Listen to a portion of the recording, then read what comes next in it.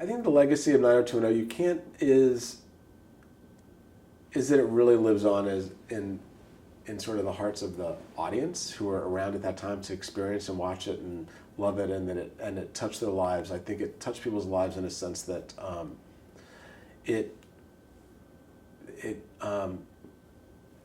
one thing television does is it sort of brings people into your living room. And I think it made I hope it made a lot of the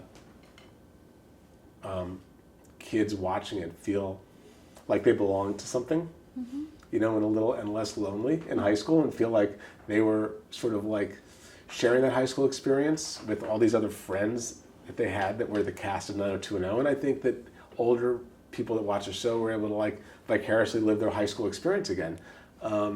But I do think the show, I think it touched people, and I think that's why it was successful. I think, you know, and I think especially at the beginning, I think it really like, the fact that it was such a worldwide success was also really amazing, that the American high school experience sort of traveled so well to all these countries. The show was like successful everywhere.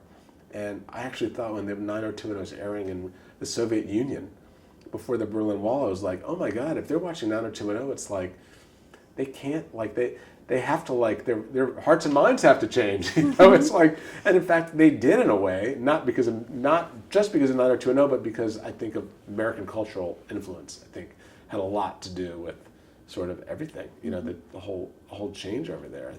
I remember thinking like, wow, they're watching this show, which is so different than their lives, but I think countries or different people interpret it differently. Some is just a complete fantasy, but with all the trappings of like the wealth in Beverly Hills, I kind of felt like that was like the Trojan horse that let people into the lives of the characters. And that's the characters are really what touched people. I mean, they weren't watching a show because they wanted to see Beverly Hills. I think in Back to Melrose Place, it was just really, I think it was a fun ride, and I think for you know, people there, I think it was outrageous and fun, and I think that no one of that generation had been exposed to a nighttime soap that they could call their own. So there hadn't been a nighttime soap for that generation, or in a generation in a way. And I think it was like something that I think it became like a water cooler show, and people got to talk about it, and it brought people together. And I think there was you know, if there's a DNA that connects both of those shows and all the shows I've done, including Sex and the City, it's like this sense of family that the characters create with each other. You know, whether it's on 90210 is this family of high school kids that support each other through high school.